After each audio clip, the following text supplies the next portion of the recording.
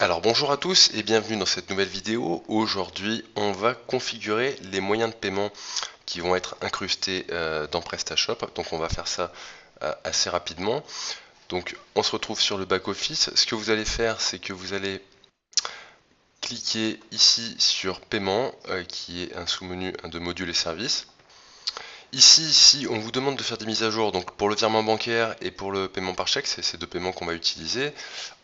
Voilà, si on vous demande de faire une mise à jour, tout simplement vous cliquez sur Update It et on va faire la même chose pour l'autre module de paiement par chèque. Hop, Update It. Voilà.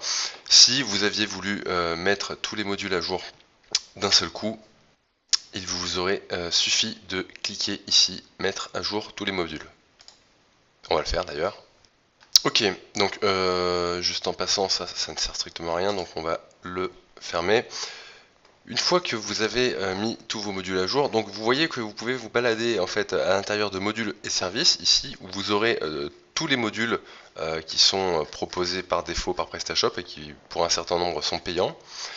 Et voilà, si on clique ici sur paiement, ça permet de segmenter sur les modules qui sont vraiment relatifs au paiement, ce qui est en train de nous intéresser actuellement.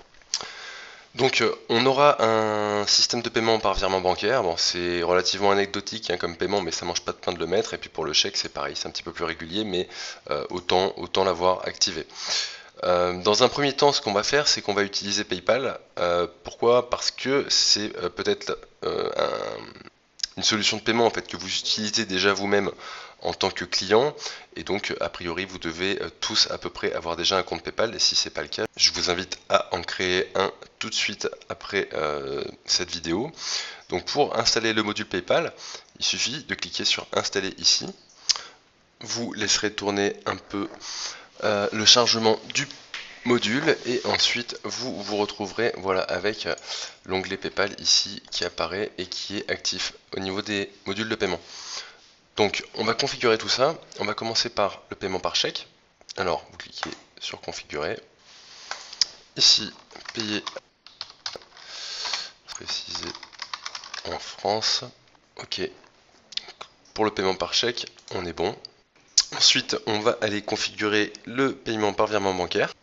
Le titulaire, domiciliation, ça va être. Et ensuite, les détails, vous mettez tout ce que vous avez à mettre ici. Voilà. Une fois que c'est fait, vous cliquez sur enregistrer et on retourne sur la liste des paiements actifs. Ici, on va cliquer là et on va on va le désactiver ce petit module là, puisque pour le moment on va pas s'en servir. On retourne sur paiement. Voilà, on se retrouve donc avec les trois modules qu'on va utiliser pour le moment. On va configurer PayPal. Donc PayPal, pour ceux qui ne le sauraient pas, je précise juste que ça permet bien sûr de régler avec des comptes PayPal, compte client PayPal, mais ça permet aussi aux gens de régler par carte bleue ou par carte Visa sans qu'ils aient besoin d'avoir de compte PayPal. Donc ici, là, vous allez cliquer sur oui.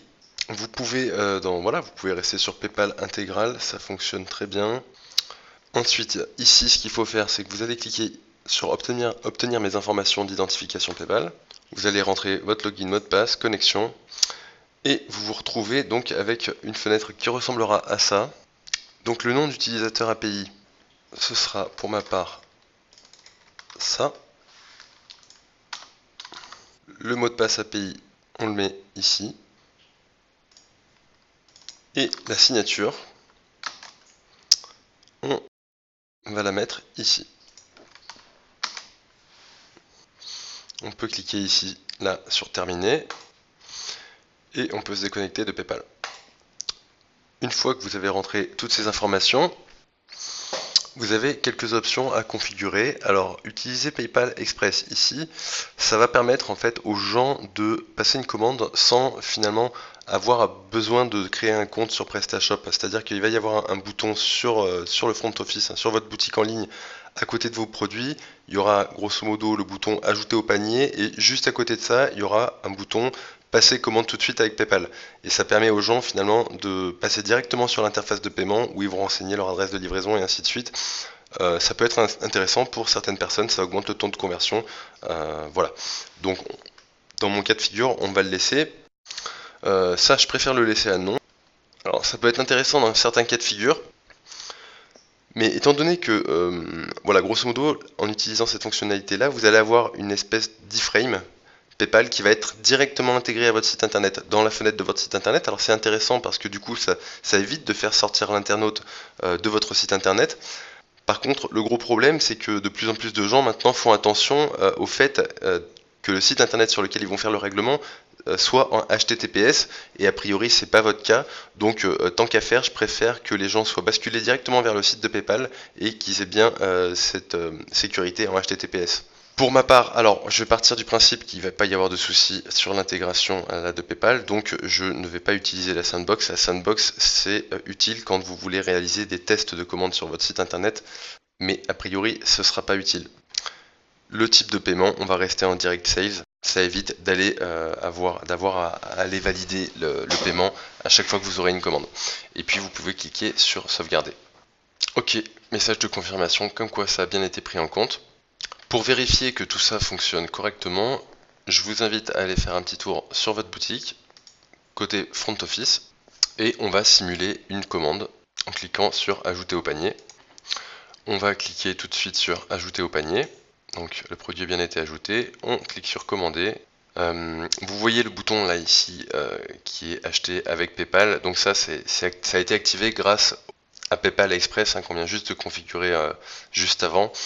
Voilà, ça permet aux gens d'éviter de suivre toute cette procédure en 5 étapes et d'aller commander directement en basculant sur PayPal. Mais là on va la jouer classique, donc commander. Ici vous allez rentrer un compte fictif, c'est juste pour tester. Là pareil, on passe à la suite. Ok, on complète encore, tout est ok, commander. Donc là les modes de livraison on les a pas encore configurés, on verra ça dans la prochaine vidéo. J'accepte les conditions générales de vente. Et donc voilà, vous avez bien la possibilité de payer par virement bancaire, chèque ou par carte compte PayPal. On va juste cliquer sur les cartes pour voir ce que ça donne. Ok, donc on tombe bien sur l'interface de PayPal avec le bon montant. On va pas aller jusqu'au bout, mais pour moi ça fonctionne correctement. Vous avez maintenant une boutique qui est parfaitement fonctionnelle au niveau des moyens de paiement. Si vous avez des questions, vous pouvez me les poser en dessous de cette vidéo et je vous dis à très bientôt pour un prochain tuto.